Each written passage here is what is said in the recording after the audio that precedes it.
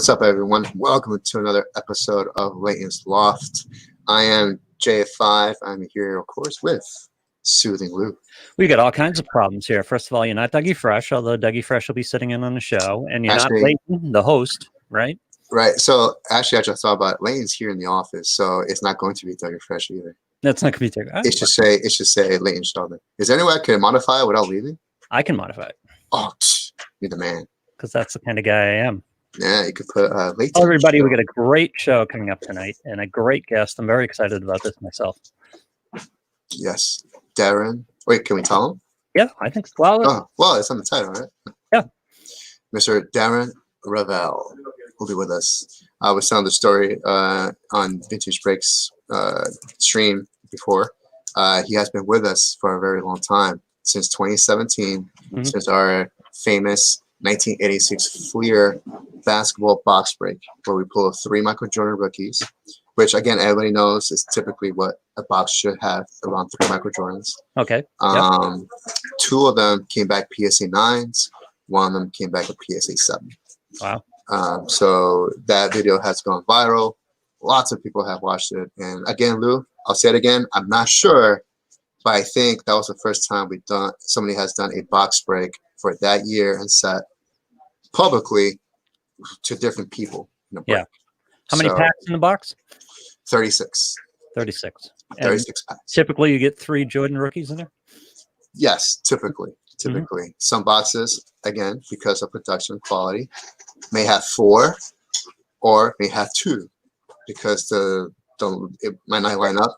Yep. So it might be a short one, might have an extra one, but typically on average it's about 3 Michael Jordan rookie cards. Wow. And so at that point, it's just you buy a box of those things. It's just a matter of what grade you come up with.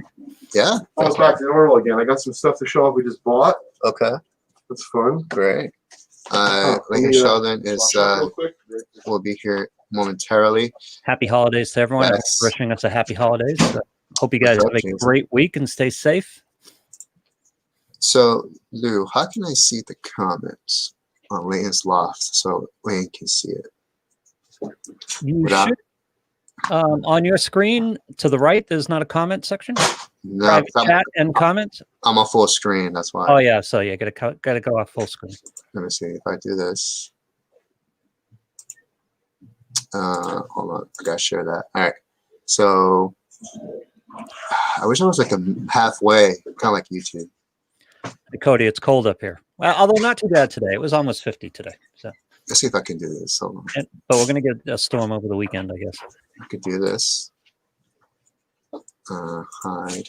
People should be on the Leighton's Loft if they want to comment and be involved in the program here and be involved in if we're doing giveaways, whatever giveaways we have given away. Get in these comments. Leighton's Loft Facebook page, the Vintage Breaks Facebook page, Vintage Breaks YouTube. Now there's a couple of feeds on Vintage Breaks. Who's keeping track of the names today? One of which will have us. I have a feeling when Darren comes on, I might be really busy because you should be we'll do the best we can to, of course, keep people commenting. Yeah, but they do have to comment on the Leighton's Loft.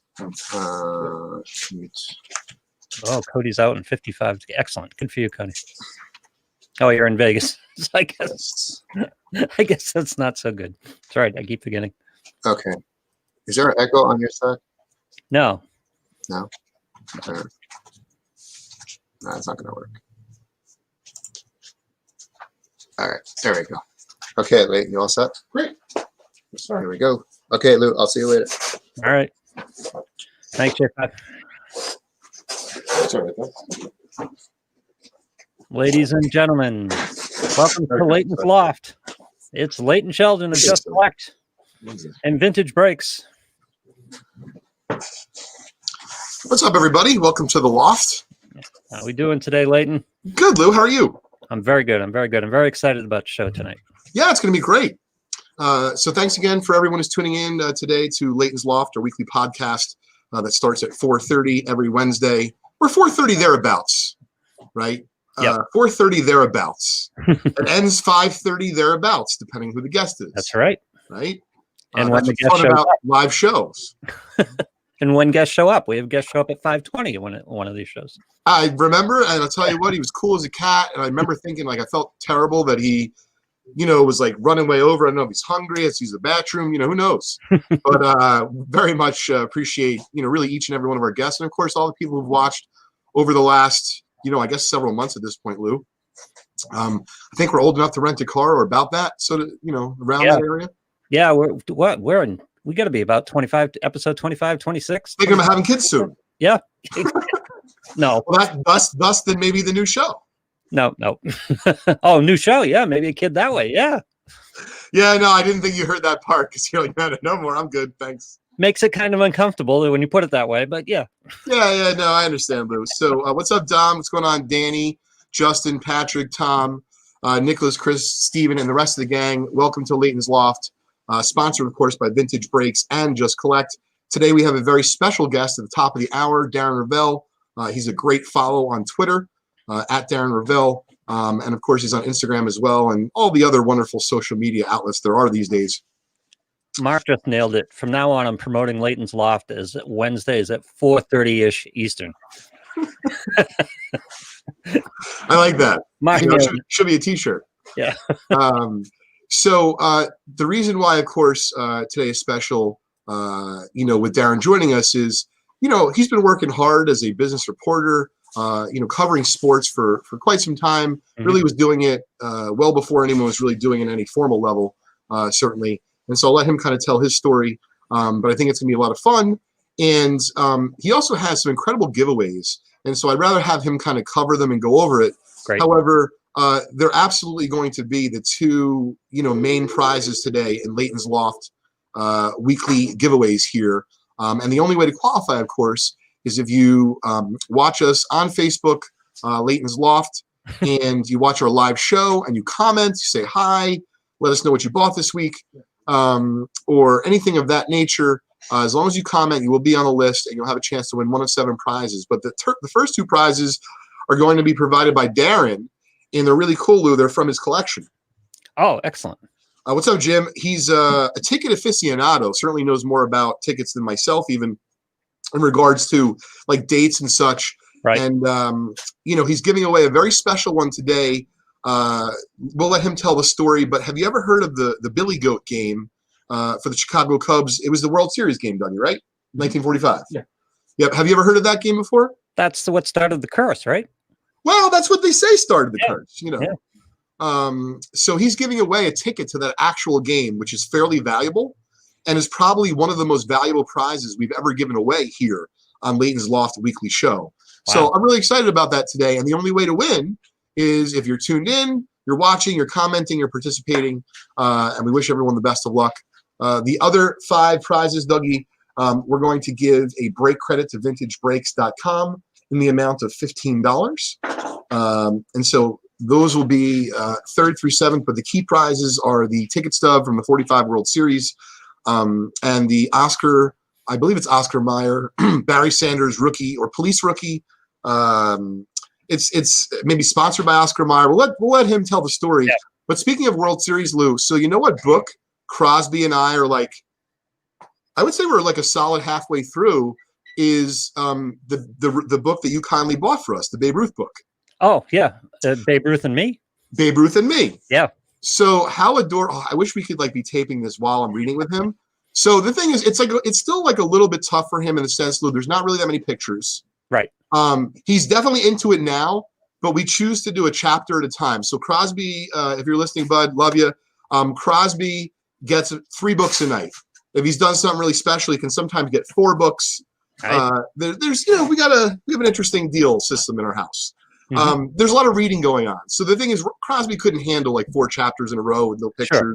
Yeah. It's a lot. Hey, what's up, Rocco? And so what we do is we read a chapter every time that I do night with him. Yep. And I would say like we're a solid halfway through the book because we started it and then we put it kind of to the side. And now he's really at the point where not only he's interested in kind of like learning what's going on, but he's asking me, Daddy, is this real? Yeah. And the thing is, I want to keep the magic, going for Cros. So it is real. It happened, right? Is time travel not real? Who am I to say it's not real? Oh, the books are based on a historical perspective, so a lot in there is real. Yes. Oh my goodness! So like we're reading stuff, and he's talking about Babe Ruth with me, and he's saying, why is he signing so many baseballs? because Crosby doesn't realize yet that Yeah. a signature on a baseball could be worth money, and so it's just fascinating. But the most important thing that is happening for us is like he's subliminally learning about baseball.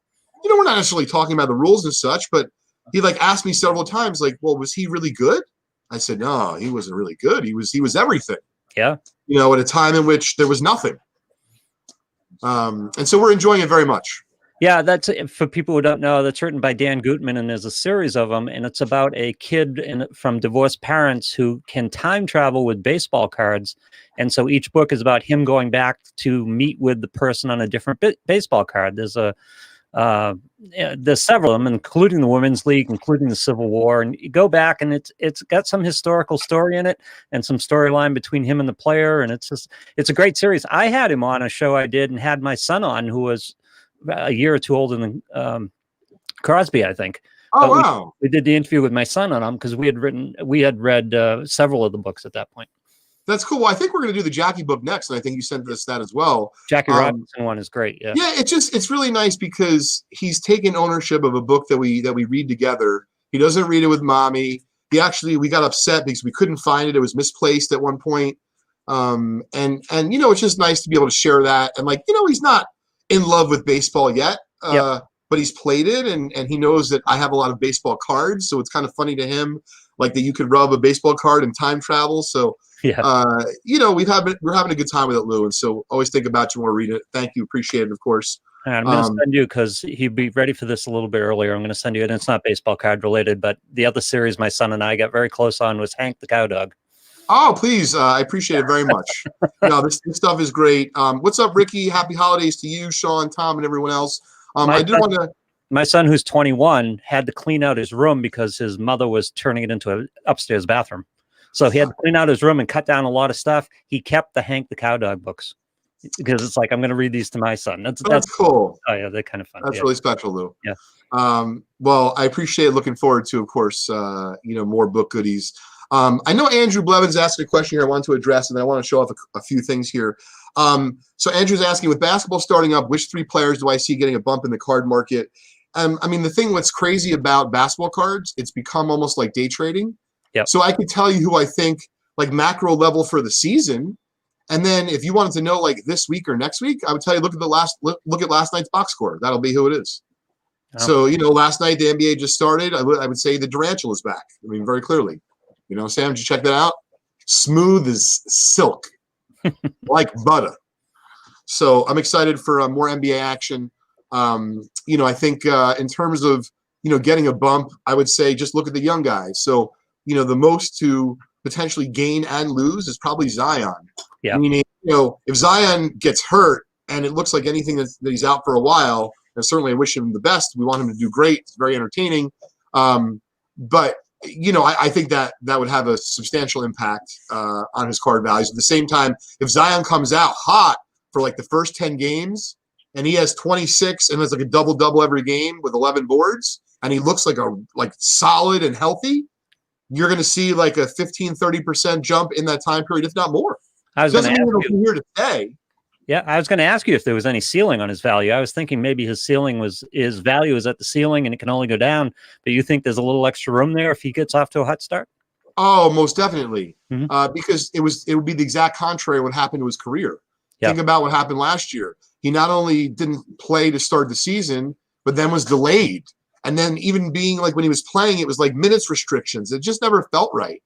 And so I think there's a lot of fans, whether it be like Zion or not, it's just good for basketball. Right. I think it's going to be cool. And then, Weissman from Golden State had a crazy game, and the kid's really young. I don't even think he played college ball. Like he got barred from suspended, and he just never played again.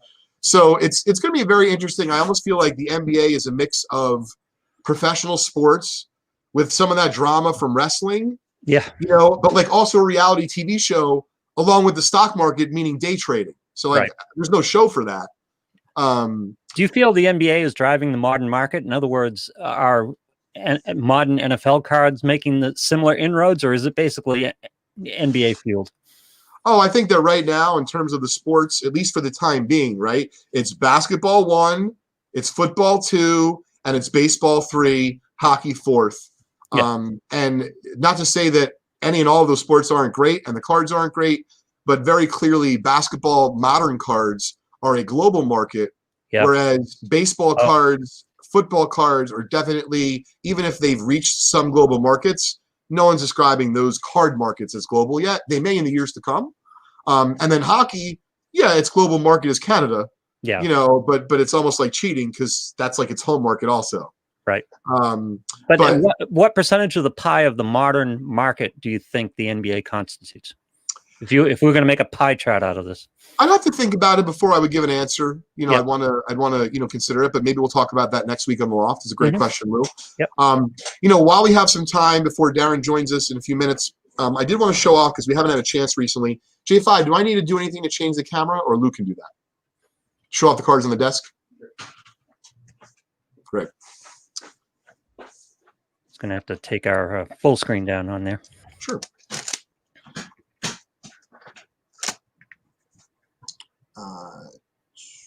Yeah, and then I think he got banned, right, Patrick? So we just bought a random collection. I have no idea. Were these folks from Canada, J5? I don't. I'm not sure. So random group of cards. This is pretty cool. This is the first part of the collection that we just bought today. Really nice group of 61 tops high numbers. Mm-hmm. And so for those of you that do not know, there we go. I don't think Eddie Matthews is a high number though. But I guess these are just some of the better cards. So some high numbers. Billy Williams Rookie Hall of Fame. Nice 61 Mays. I don't know if I actually haven't seen these, so I love when I do this. It's kind of fun for me to see it for the first time. Oh, 3 Mazes, little turkey. Yeah. Nice. I was hoping that was a Mantle. I saw the Yankee cap. Spawn, K-Line, Rizzuto, Aaron, Ernie Banks, Roger Maris, and K-Line. And I'll tell you what, just because I think it's a really cool thing to do, that Darren is giving away this Billy Goat ticket at the end of our show today. And so to kind of keep that Cubby vibe going, Dougie or Sam, what we'd like to do is give everyone a minute or two to make nice to, Nightbot. Oh, actually, we're doing this on the Facebook show, so I got to, keep my signal straight in my head. Yeah. So, Lou, I'm not sure if you have a trivia question right or if there's a way to give it out randomly, but Lou, I'm going to let you be the executive decision maker of how we're going to give away the 61 tops Ernie Banks today. Okay. That's from the collection. Take your time. No rush. So how cool is this, gang? On top of baseball cards, there's a Gretzky O-Pee-Chee rookie, and I know Darren's going to appreciate this because he's been trying to buy one himself. No, it's not in good condition, that's for sure.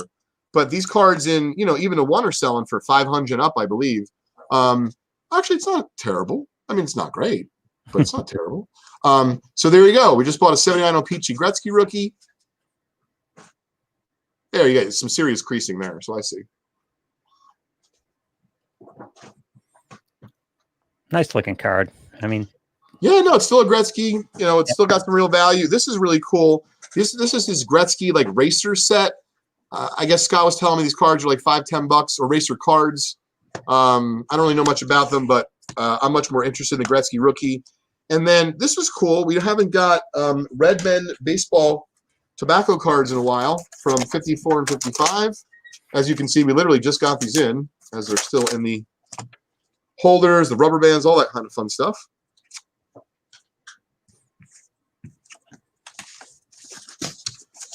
So I love these cards, Lou. Now, to be fair, they're a lot more valuable when they have their coupons on them. So as you can see here, like it's cut off at the bottom. But I love the artwork. Oh, yeah, they're gorgeous. Yeah. So we'll see if we have any with there's writing on these. Ay, bay. A little too much copy, but yeah. There's a lot. Willie Mays. So there's a bunch that have pencil on it, which hopefully our specialist knew. Hint, hint. Yeah, so it looks like they're all missing the tab, but they still have some value, meaning they trade from anywhere from like a few bucks to $20-30 or more, depending on, Mays definitely sells for more. So I thought that let's give one of these away here, Lou, because I think these are great. Got a cub? I was going to give away this Bob Lemon, but let me see if I got a cubby. I don't want to give away one that's penciled. It just irks me, the pencil. I don't know why. Oh, this is nice. Ted Kluszewski. He's a Hall of Famer. He's got good color. See if I can grab a card saver 4. Excellent.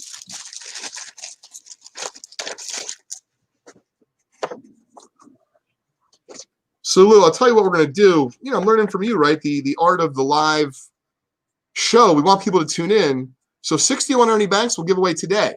We'll have you give that away through a trivia question. We're going to save the Teddy Klazuski till next week. And we'll give that away on our show, Leighton's Loft, our weekly podcast. Okay. That's pretty cool. All right, I have a trivia. You want to do the trivia question now? Absolutely. Let's give away Ernie.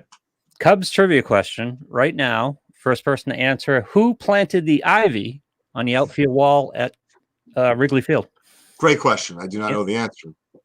You do know the well. You don't know. No, I do not know the answer. I'll know it in a few minutes after you reveal it. You don't know the answer, but you know the person. It wasn't a nobody, or he was kind of a nobody at the time, but now he's not a nobody. Sorry, Darren was texting me. J5 said, trivia question: who planted the ivy in the outfield wall at Wrigley? This is for the Ernie Banks, right? Yep. There we go. Kevin Gertson's got it. Awesome. Who was it? Just let me check. It was Bill Veeck, believe it or not. Now, did he do it as a publicity stunt? Nope. The former Cubs front office assistant, Bill Veeck, who later on the White Sox planted the ivy in 1937, the same year the bleachers and the scoreboard were built. So he was working in the Cubs front office. He was a front office assistant. Very cool. And that was Kevin G won that? Yep. Okay. And again, I just want to tell everybody we've got feeds coming in from 3 sites here, and it matters what order they came in on my site here. So, and all of you individually don't get all 3 together. So we'll get it. The final word is where they show up on my list.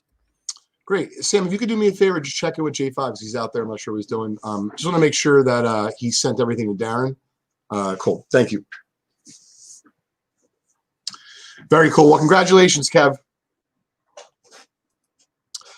So, Lou, while we're chilling for a few minutes here, I know you're not much of an NBA guy, so let's talk a little NFL as we're getting into the stretch run. Sure. Even though I myself am not interested in really discussing the Jets. I read some articles. There's other quarterbacks. This and that. Here's the thing: I'm not going to sweat it, nor am I going to discuss it. Though, what do we like for the playoffs? Like, you just think it's going to be the Chiefs zoom to the Super Bowl? You think it's going to be that simple in the AFC? Let's talk a little football. I think the Chiefs are the first tier of teams in the NFL. In other words, in the NFL, not just the AFC. Exactly. In the NFL, I think there's a team on that top tier. I don't think there's a team quite on the same level. The NFC gets a little trickier. Obviously, Tampa Bay with Tom, but that team hasn't got itself together yet. Quite a bit, and they haven't got past New Orleans, which New Orleans is a bit of a question mark, depending on how ready Drew Brees can get for the playoffs and how effective he can be. Michael Thomas looks like he's going to miss the playoffs, right? Yeah, I mean, if we're going to go NFC, do we think that the Packers are looking good to come out of the NFC, or what? Okay. What are your feelings? I'm going to get in trouble here. Aaron Rodgers is as overrated as it gets, and really very interesting. And it's not to say he's not a good quarterback. He's an elite quarterback. There's absolutely no doubt about that. But I argue with people all the time about Aaron Rodgers being the best quarterback or the most skilled quarterback.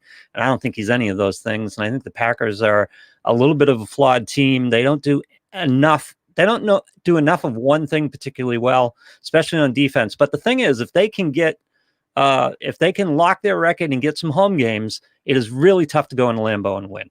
So that's going to help them on their trip up there. So if they can play an AFC championship game at home, or they can play one round at home, especially if they run into some weather up there. But Aaron Rodgers, I don't know. It always runs into trouble. I mean, I know he's won a Super Bowl championship, but I don't know. I like Drew Brees in a big game better. I like Brady in a big game better. I like the Packers, but I don't think they're on the same team, on the same level as the Saints.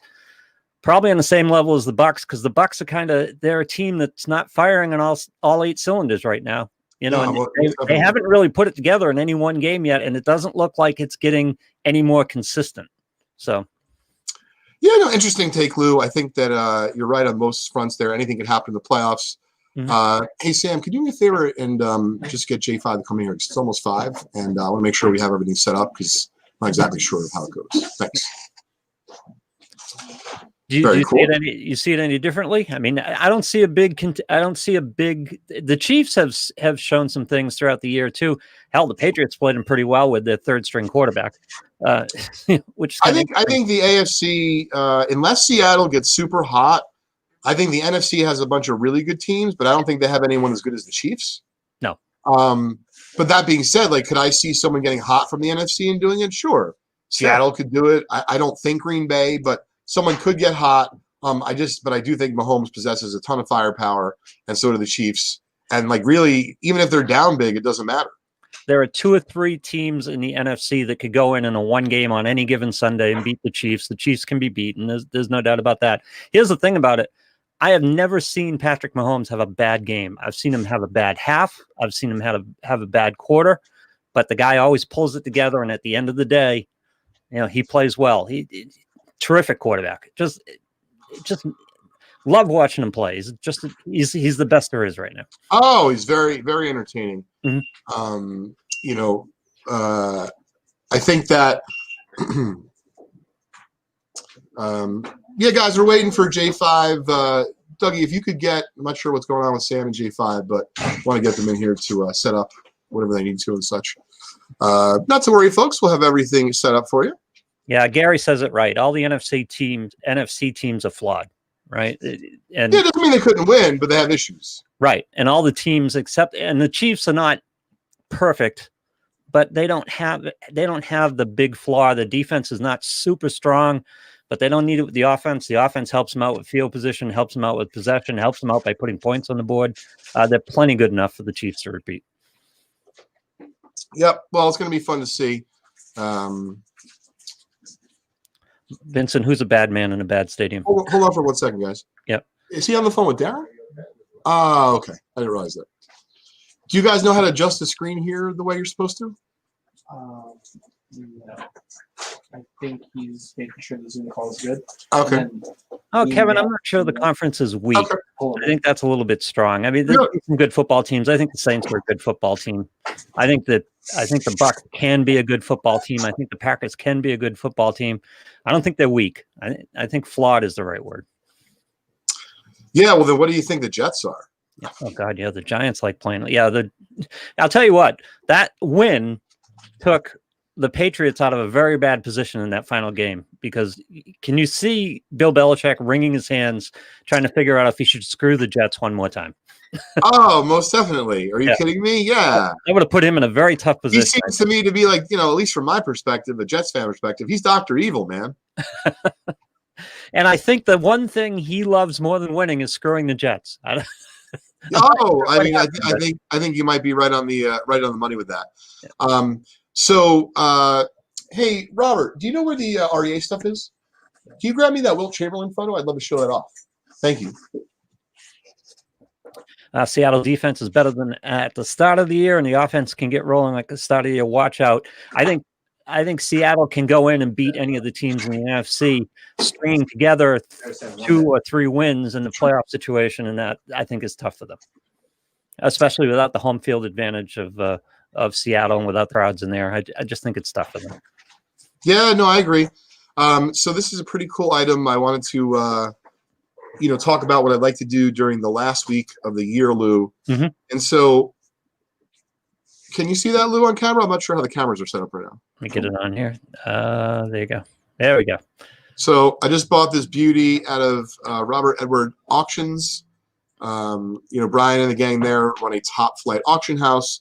And it's just a really cool photo because it's early in Wilt Chamberlain's career. That is some sweet satin, baby. Harlem Globetrotters warm up. But then I just love like the eye of the photographer I don't know where he's standing here. It says he's standing 7-foot center, will appear in Portland with the All-Star team at Oregon Centennial April 5th. So let's just say it's, somewhere in a big city, likely out west. But I just love the perspective of that photo, how he's standing with the buildings and the basketballs. I thought this was a keeper. And so, got lucky and ended up winning it. And I think it's pretty cool. It's a great photo, that up angle there, and with his arms stretched out, you get the sense of who Wilt Chamberlain is, right? The physicality of it. Yep, absolutely. And so there's one more piece from there, Robert. It was there's actually a cool boxing card, and then there's like a Goodwin and Company like program or something that had early baseball card advertising from the 1800s. So I haven't gone through it yet, but it'd be kind of fun to show off while waiting for Darren to join us. Could the Bills go in and beat the Chiefs? Could they go into Kansas City and beat the Chiefs? They could beat the Chiefs, but I don't know if they can go into Kansas City and beat the Chiefs. That'd be very difficult. Yeah, possible. Bills play their best game and play their top game. This is cool. Then they can compete. So there we go. It's from great. So this is a great piece of baseball history and baseball card history right here. But check this out. Bought this out of an auction just purely for my love of baseball and cards. I have no idea what it's worth. Honey, if you're watching, I didn't break the bank. I was responsible here. So this is 1888, Brooklyn versus Washington. It's an exhibition game scorecard. But if you look at the bottom, it has Old Judge cigarette card advertising for baseball players. You can easily get them, Lou. I'm going to try to read this while you have it held up, or while I have it held up. You will find a printed slip in every box of Old Judge or Gypsy Queen cigarettes you buy. On return to us of 25 of these slips, we will mail you prepaid an elegant cabinet photograph handsomely mounted of any baseball player in club uniform you may select from our printed editions. Wow. In this way, you get the photograph of every player of prominence in any club in the country. So here's the deal. Those were known as Old Judge cabinet cards. Mm-hmm. The value of those is off the charts. I'll bet, yeah. And so the thing is, in terms of just, baseball cards in its history, there's not a lot of early evidence from the late 1800s and early 1900s of legitimate baseball card advertising. And so, I think I spent $500 on this. Like for $500, Lou, are you kidding me? Like this thing shouldn't be around anymore. It's from 1888. Oh God, it's beautiful. Yeah. And it was in somebody's hand. Yeah. At the ballpark, filling it out. It's just like, it's cool. Very cool. Now, one last little goodie. I feel like it's an early Christmas for me. I'm excited. So I'm really into early boxing cards and just in general, anything that, has a great history to it. So speaking of Old Judge boxing, definitely not easy to find. Baseball is more difficult because there's more collectors. But when you find a boxing card with this clarity of Jake Kilrain, who's a Hall of Famer, and that pose, like it says it's a 5, the card looks near mint to me. So the fact that this thing is from 1887 and it looks near mint and it's of a Hall of Famer and it literally costs like, $300. Yeah. How do you not go for it? Gorgeous. So all right, Darren's here. You want to bring him in? Absolutely. All right. Well, Darren to stream. Darren, how we doing today? What's up? How are you? Can you guys hear me? Yeah. What's up, Darren? How are you? Just went to UPS store to get some packages done because the postal service apparently doesn't work anymore. Well, I would say this. If you want to have agita and potential, let's just be candid here, some diarrhea, track your auction packages that are shipped from FedEx, UPS and the post office right now. And they'll tell you it's supposed to be there tomorrow. And I'll ask the staff, guys, my package come? They're like, wait, there's just nothing. Crickets. Do you know, I used to think that the exclamation point was something that was exciting, and now all of a sudden it means trapped and delivered. You know what I'm talking about? No, that's why I'm laughing at you because I know exactly on eBay. On eBay, they've changed now the exclamation point is like stuck in delivery. Good luck. Yep. It's a tragedy to do that to the exclamation point. Most certainly. I feel for you. So thanks again for joining us. This is Darren Ravel, of course, of the Action Network, buddy of mine, and of course, formerly of ESPN. So Darren, we're going to talk cards and tickets and all that kind of fun stuff in a few minutes. I know you've done this probably many times in your career, but it's certainly better when they hear it from, the person directly themselves, as opposed to reading about it or hearing about it online or whatever the case is. So I wanted you to share the story with everyone about what your intentions were when you left school, when you left Northwestern, and kind of like what you wanted to do with yourself, because I think it's a fascinating story. Well, you know what I always tell, and this is dating me. I always tell people that I loved the green pages of USA Today as much as I like the red pages. And for anyone who's over 35 years old, I guess that's probably the limit there. I love reading the business pages as much as I love reading the sports pages. And I kind of thought, like, wouldn't it be great to be able to be a business reporter who happened to cover sports instead of the other way around. There really wasn't a sports reporter who was covering business unless it was the concrete beat, which was the nice way of saying that a new stadium was being built, and they would take the city hall reporter and move them over to the sports section for that time. So I started a sports business show my junior year at Northwestern and realized that everyone wants to talk to athletes. They don't want to talk to you. No one is talking to the business people, and they'll talk forever. Like you asked Drew Rosenhaus one question. It's like, thanks very much for our hour show. I appreciate it. So I had this sports business show, and I realized it was like shooting fish in a barrel. It's like, okay, so Ray Rhodes gets fired as an African-American head coach in Green Bay. And all of a sudden, like, I'm like, okay, let's call the Rainbow Push Coalition and ask if Jesse Jackson would like to come on the only sports business show in the country. I think there was another sports business show, so I said call-in show, but no one actually ever called in. I just want to be able to say only. So I was leaving class to interview Jesse Jackson. You know, the playing field is not fair. This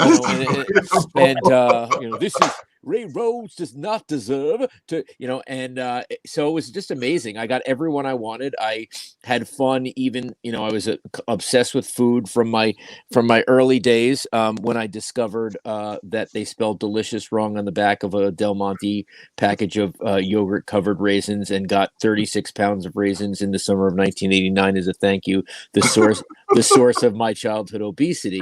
So I've always been a foodie. You're killing type them guy. today, man. I love it. Always been a foodie type guy. So one time I had, hey, it's the sports business beat. And now we're going to try every single energy bar, power bar, and then bring on the founder of Power Bar, Brian Maxwell, the founder of Cliff Bar, Lisa Thomas. I basically was getting everyone. I'm like, wow, this is a great job. I love it. ESPN came to campus, and to make a long story longer, I'm just making it so long. ESPN came to campus and said, hey, we're looking for like an intern. And I said, just give me 10 minutes. You guys need a sports business reporter. They're like, no, we don't. I'm like, yeah, well, look at your front page headlines. There's like $3 signs, and they're all written by AP. So why is it acceptable that you would never let anyone write an AP story because you're ESPN and you have Peter Gammons and Andy Katz? You would never do that. But because they have a dollar sign, you guys think that you don't need to be the leader of that. And I convinced, luckily it wasn't an HR person, I convinced the guy there to give me a shot. And at 22 years old, January of 2001, I was sitting on the SportsCenter set with Kenny Mayne and was like, really? Like, this is crazy. Like, you're supposed to have a dream and it be far out. And I'm like, well, I guess I can die at 23 now.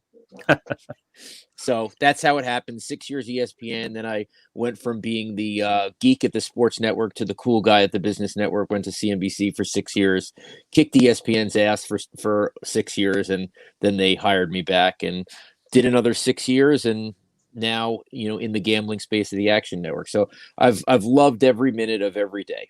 All right, Darren, let's go back to that 22-year-old. What about working at ESPN was exactly or better than you thought it was going to be, and what was worse? What were the great things and what were the bad surprises? Okay, well, it was exactly what I thought. Like, it was a complete, like, just so fun.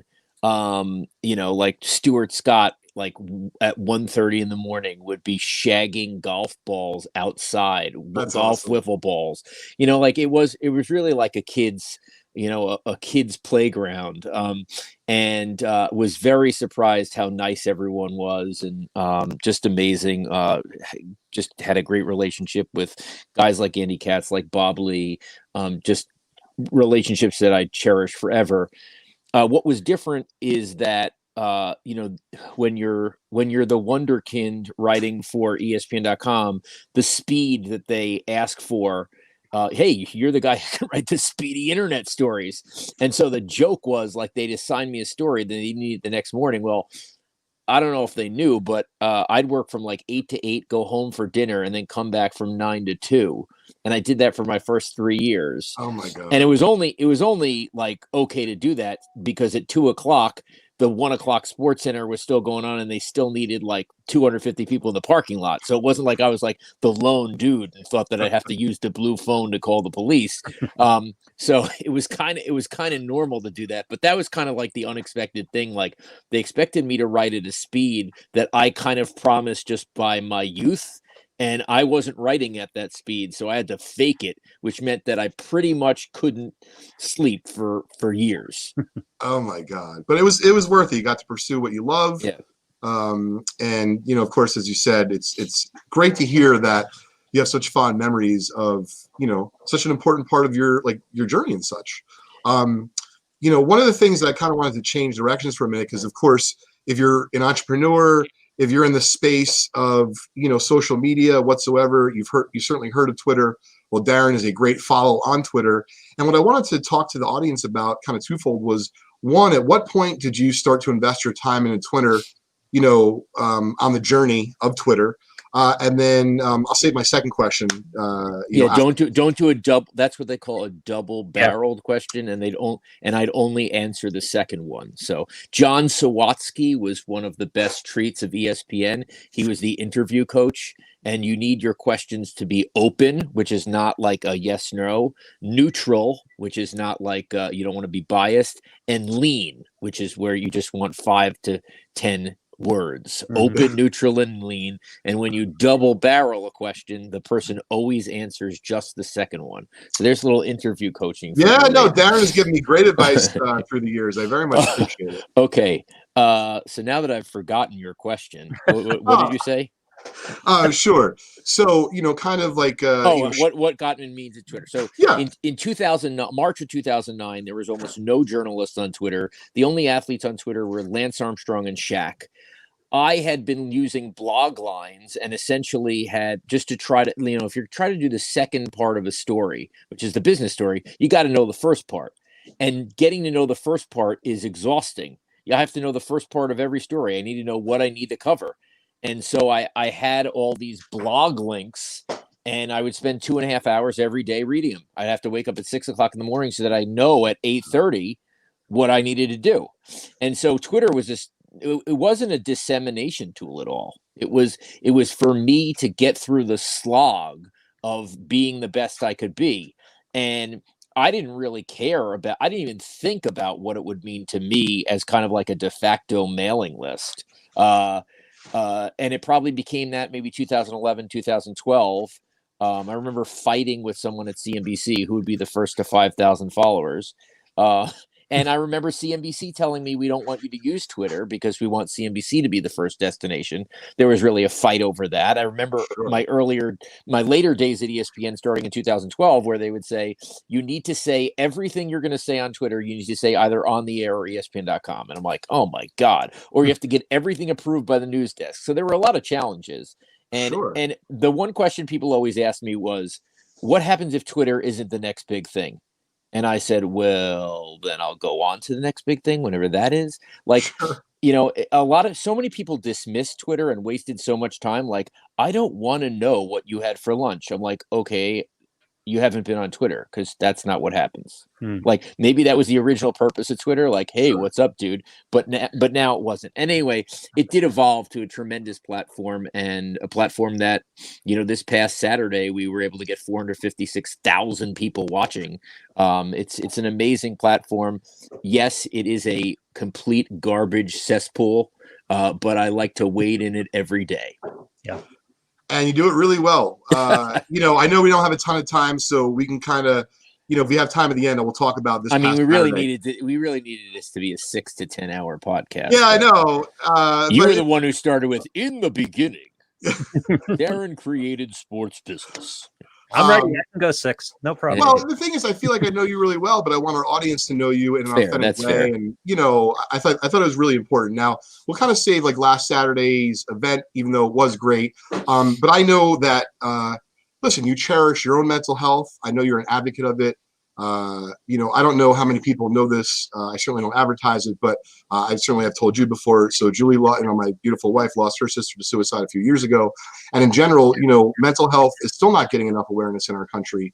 And I feel that with COVID happening the way it is, both economically, health-wise, for individuals and for families, it's a really particularly difficult time. And so I'm just kind of curious, when you look at all the struggles that happen and you're admitting that Twitter is a difficult place to operate, to say the least, how do you keep yourself mentally sound and in check, that when you go back to that cesspool every day, you don't care that someone says Darren's a such and such, or this guy doesn't know what he's talking about, or any of that kind of BS? I think there's two pieces. And one, when I was hitting 40, I said I got to give back other than just enriching myself. And that's why I went to We're All a Little Crazy, Same Here, which is the organization that I head up, their Influencer Alliance. I think the one thing on social media, which I'm trying to teach my kids as my daughter enters TikTok world, is that it's all about your own authenticity. It's if you are true to yourself, then you also only care about what you say, and you don't care what other people say. And you have to get to the point where you're comfortable doing that. If you're not, then you shouldn't be bold in how you say things. I am someone who doesn't care what people say. I care what I say. And it doesn't hurt me what other people say, because I put myself in the position. But that is also one of the reasons why, when someone does try to bully me, I either ignore them, but I don't exclusively ignore them. Sometimes I take them out and I drill them down, because I can do that and my kids can't. And I feel like, and people say, why do you augment their position as bullies? And I'm like, well, because I think they should have to face the music, and they're not expecting to face the music. So, when people call me names, or when people are, saying things, you shouldn't say this, and that, well, I deserve the right to come back at you. And 99% of the time, I feel like they learn a lesson, but I also like to show the world that, like, you can't always hide behind your keyboard, and it's not healthy to think that. Social media is the vanguard of the mob mentality that we seem to be evolving in as a society. You have, and not for your kids, of course, but you've just learned to adapt to work in a mob mentality world, which is what Twitter and social media is. And you have to be able to stand up and take your hits when you need, when you get them, reply when you feel you have the energy and you want to reply. And when you don't, just block people. I sometimes block 50 people a day. And it's not that I'm a wimp. It's that I'm trying to protect myself from me, not from you. Right. Yeah, no, listen, that's a really, I think that's a really good point. And, as long as you're self-aware, Darren, that's really what it is. Like, as long as you're, conscious of what's happening, and you're trying to get across a message. Hey, listen, I certainly don't take the stance I usually do, but I very much follow you. I've asked you for advice, and I remember asking you a couple of years ago, one of the things, and I was telling Alexa about it earlier today, when we were really getting into breaking, we thought it was here to stay, was, hey, Darren, should I take an acting class? Like, should I go to the city?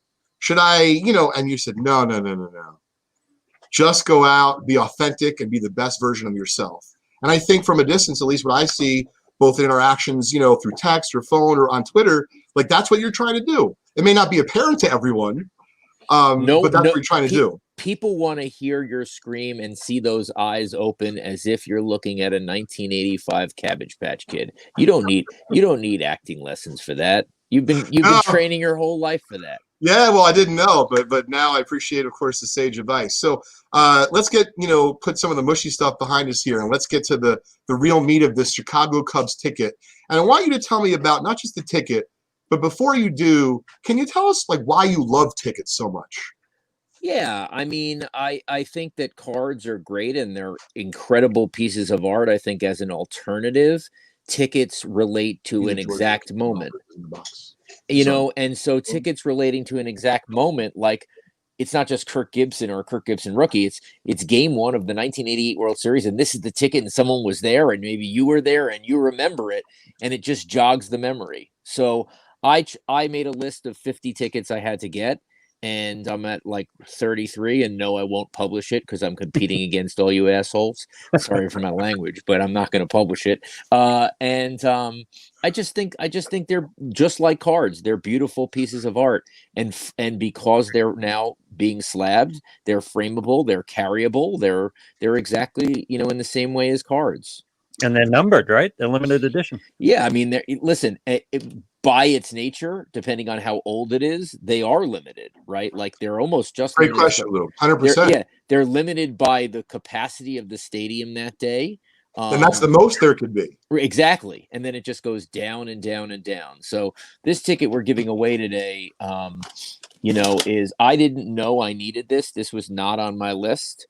There we go. But Cool. but the fact that this is when the Cianis guy brought his goat to Wrigley. This was the day, and then as a guy who's a storyteller, and know the story about the guy, he brings his goat into Wrigley for Game 4 of the World Series against the Tigers, and William Wrigley's like, "No, you can't bring that goat in there."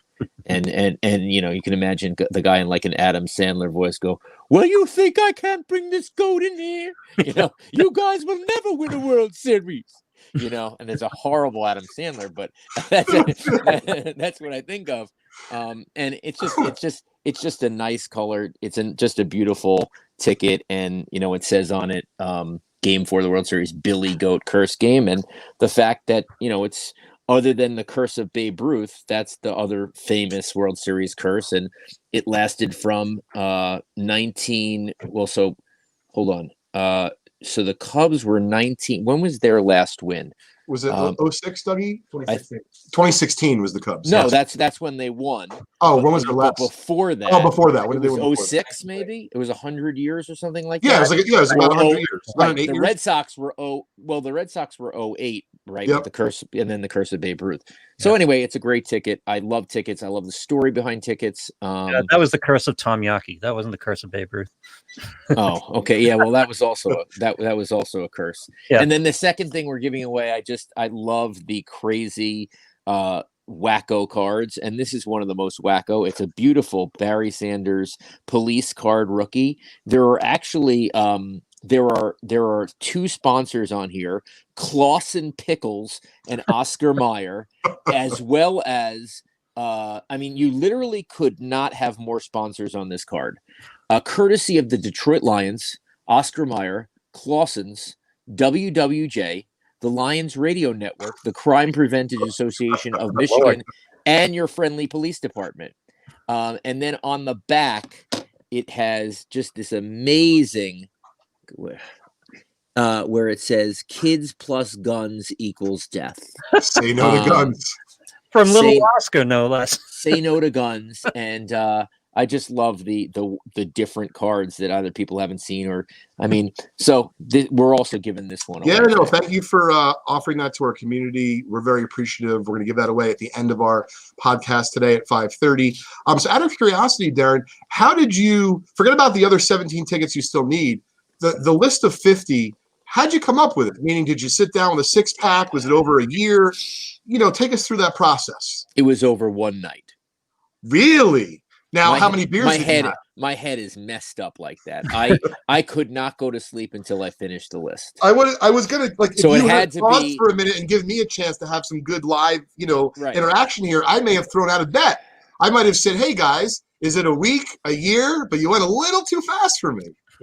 Just like when I wanted to buy the 20 best cards. Exactly. I actually bought them all in a day and a half. Yeah, you're pretty psycho. So I'm pretty psycho, as my wife says. She might throw some curses in the next 4 minutes. Hey, shout out to Courtney. Hope you're well. So I knew I needed Bo versus Bosworth at the 1 in the Monday Night Football game. I know I needed Secretariat at the Belmont. The funny thing is there weren't tickets. Oh, really? I'm not sure how people got in the club section, but there weren't tickets, which meant that I had to buy a press pass from the day. I knew I was getting the World Series Earthquake game. I knew I was getting the Fog Bowl Theismann breaking Now, his. did you because I know Oh. you're an internet guru? Really? Did you like Google a list, or you started to handwrite it first? No, I was handwriting it first. All right. So you get some So props for that. I'm doing the ones that I already got. Sure. The Fog Bowl, Theismann's leg being broken, the Weber timeout, Tyson biting Holyfield's ear. What a list. And then the Hurricane Carter title ticket. I just like to have that one. The one that people didn't know they had. I mean, there's some where people didn't even know they had. I had to Sure. get the '68 Mexico Olympics where the guys are raising their black fit. I never got that. Tommy Smith Great and ticket. yeah. So I got and John Carlos. I got that. I believe I'm the only one who's gotten a PSA graded one of those, and that ticket is made out of wax paper. Aside from being 52 years old, Oh my god. so it's very difficult. It's in perfect condition. Bo Kimball's free throw with Hank Gathers, Michael Johnson wearing his gold shoes. And then I added some crazy ones like Rod Tidwell filming his Jerry Maguire scene, which was Christmas Day, Cowboys Arizona Cardinals game. I added Kirk Herbstreit's debut at Ohio State just to I'll mean something to you being an ESPN. kind of have that. And then I have Koufax's Yom Kippur no game. That's an important ticket, definitely. Jesse Owens 100 meters becoming the that's the most. So the two most I spent on tickets were I bought two Kobe signed last game tickets, and I bought a Jesse Owens 100 meter becoming the fastest man in the world in front of Hitler. Was that, to me, that was amazing. The one that cost me more money than I thought, the WrestleMania 3 ticket, which is like, I like to say, so 1987 it hurts. Like the L is backwards on the word live because they typeset it wrong. Or the George, I had to spend $2,042 on the George Brett Pine-Tar ticket. It's a full ticket. It's beautiful. And you bought it from someone from our community, if I think, right? I did. I'm not sure. I think I might have. Yeah, it's pretty cool. The crazy thing about it was it said $675 on the ticket, and people immediately are like, "Wait a second! Like field level cost that these days?" And I'm like, "Yes, for the season, for the whole season, unbelievable." Brendan has a great question. Any interest in Dale Earnhart's the Daytona 500 from Dale Earnhart's death? Which would be an interesting ticket. Not really. I mean, I'm wondering if I had like a death. There's I don't. It's a little dark for me. Although I did recently pick up. Wait a second. You bought a ticket from when Joe Theismann's leg was broken.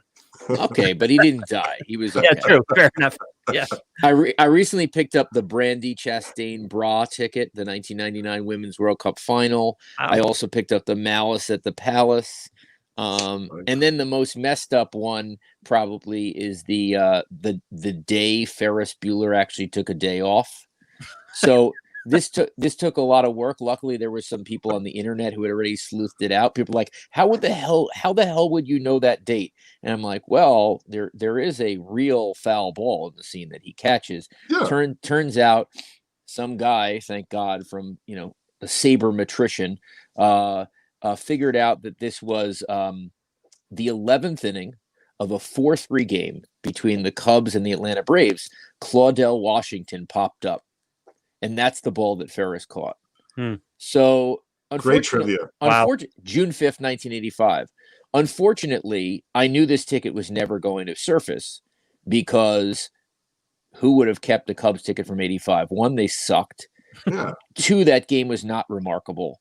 So the only way I had to do this, and this is something that's really messed up, but the only way I had to do this was I had to out myself, and on June 5th on Twitter say today's the day that he popped up, and hope that someone saw it and then that they could sell it for me at an overinflated price. I love how sick you are. How horrible so is great. that? Yeah, And sure enough, it happened.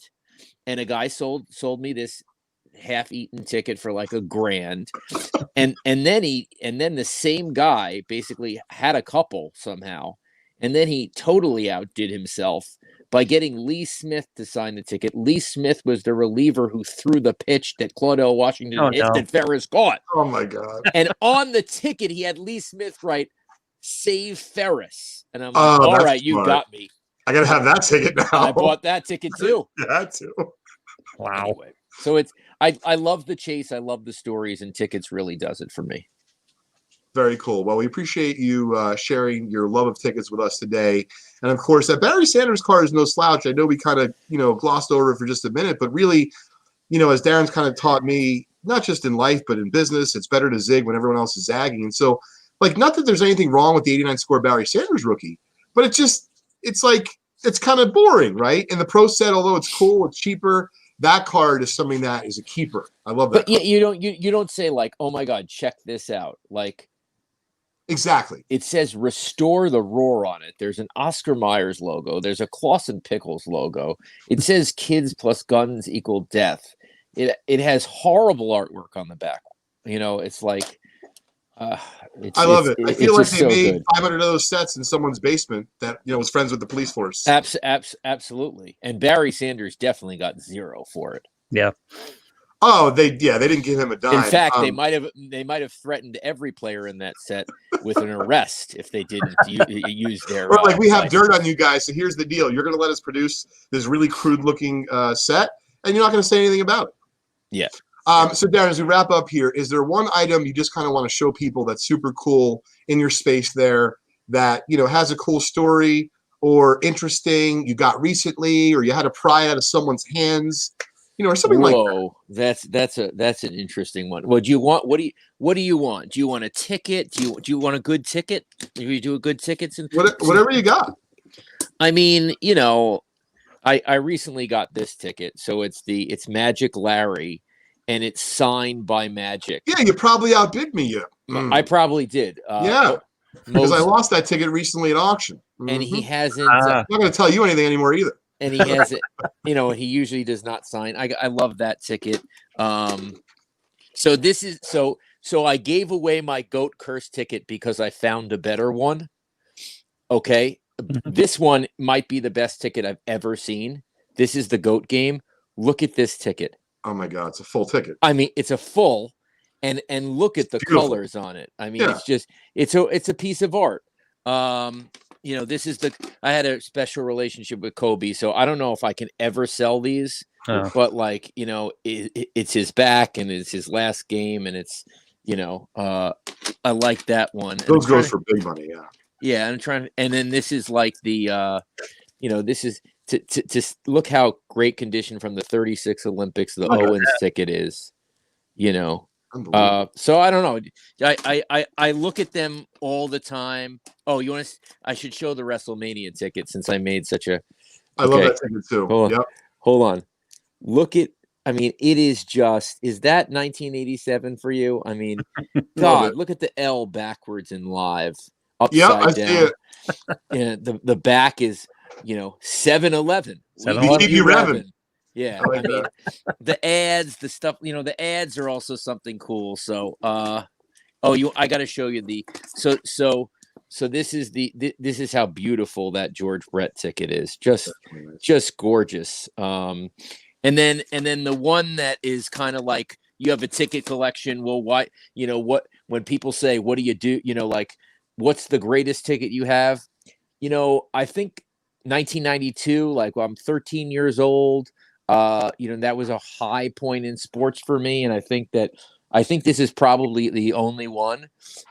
I don't think you say hey, there's an ugly card, but then it's an ugly card, but it's an ugly card of the times. Do you say that at all?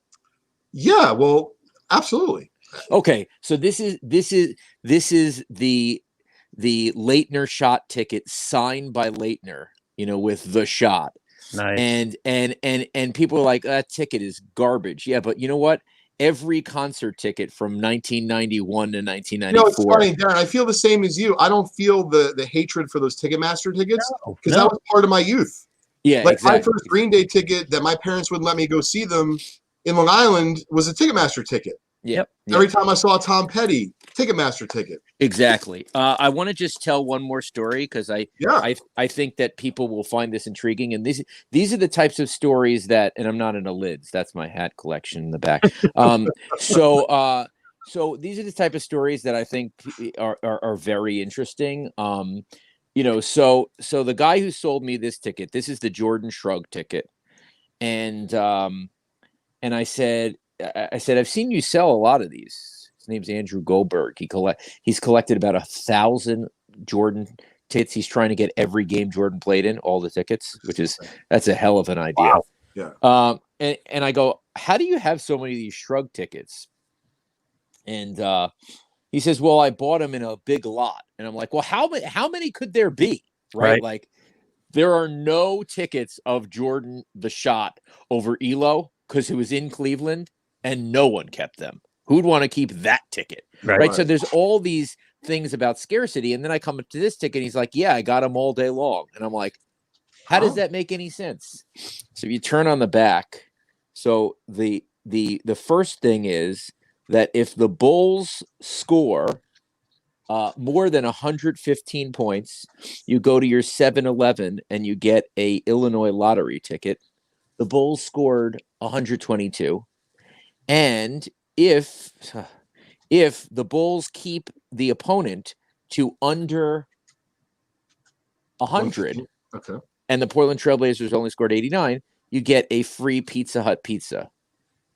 So some smart guy, not him, went to the Pizza Huts and the 7-Elevens the next day, realizing in 1993 that was going to be a good ticket to keep. Unbelievable. And got hundreds and hundreds of tickets just collected. And he bought them from this guy at even a discounted rate. Like and now these things sell for $300 to $600. And he has tens and tens and tens, if not hundreds of them. Oh Was that Jeff Bezos? I mean, that's a guy with a mind, right? That's a good mind. Yeah.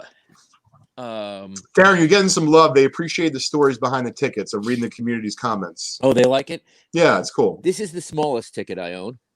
It's Disco Demolition Night. Oh, nice. It's very small, but it's one that I had to have. And then I also had to have the day that Matthew Broderick and Cameron actually filmed at the Cubs game. So I have a full of that from the day they filmed. Anyway, my wife is going to destroy me. So we are going to go now, if that's okay. Darren, thanks so much. We're going to give away the ticket and Barry Sanders now. We'll connect and we'll ship them out to the new owners of them. Thanks again for tuning in. Thank you, guys. Thanks, Darren. Happy holidays. All right, Happy New Year. Nice. Well, that was a lot of fun, Lou. That was a lot of fun. What a great pair of tickets, huh? Yeah, and you know what's crazy? It's kind of funny. I'm glad that he joked and I didn't have to say it. Darren could have literally talked to us for 6 hours straight. Yep. I would have done it too. Yeah, I would have done it too. Done it. I'd be looking for a new place to live also. We just don't want that. It's holiday time. Right, exactly. Yeah. So, Lou, what we're going to do is we're going to give everyone a few minutes because there's probably a bunch of names. They're going to finalize the list. We're going to give away those two prizes live on our Vintage Break show because we ran a little bit over. Yep. So if everyone would like to tune in to see who wins that really special World Series Cubs ticket, the Billy Goat King ticket, courtesy of Darren Ravel, and that Barry Sanders ticket, as well as those $15 break credits, just tune in to us on YouTube at youtube.com/vintage breaks. Of course, you can continue watching us on Facebook on our Vintage Breaks channel. And for the last show of the year, next week, on Leighton's Loft, I was thinking, Lou, we'd like to try to get some of the folks, from our community to maybe show off a piece or two, sell a piece or two. I wanted to play Deal or No Deal. Then what I'd like to do is I'd like to have some of our very own. So I'd like to have either J5 and his stash on. If J5 will allow someone else in the office to be a guest in the loft, maybe we'll be lucky enough to have Sam or Emily on or Dougie, but we'll have to see. We'll have to do some internal discussions here, maybe some, battle royals to see who's going to be, on the show. Dougie's eating the pepper tonight, right? So he is. I hope he's reconsidering because we'd like him to be able to work next week and maybe come in the week after. And is there medical staff on alert? Have you got this? I'm a little concerned because I'm actually thinking the staff's going to be thin at that moment because it's only Robert and Dougie. Yeah. And so, plus, if I were you, I would consider, and I'm surprised Jen hasn't told this to you, I would consider making him do it off premises. Because I'm considering, I very much feel that way as well. I'm nervous. I don't know. I got a bad feeling in my stomach about this one. So I'm just have a bad feeling in his stomach. I know. I set you up pretty well for a good joke, but we're going to certainly hope for the best. And by the way, we're going to still love Dougie if he backs out. So we're giving him that outlet. We think that it's a little crazy to be eating, hot peppers, certainly live on camera. But nonetheless, if he does, enjoy the show. No, Jeff, I am not eating that pepper. Certainly not for free. Yeah, exactly, Lou. You have the right mindset. All All right. right, folks. Thanks again for tuning in this week on Leighton's Loft. Lou, we'll see you next week for the grand finale of the year. Excellent. Great show tonight. It was fun. It was fun meeting Darren. It was just great stories. Thanks, everybody. You knew this wasn't part of the scam, right?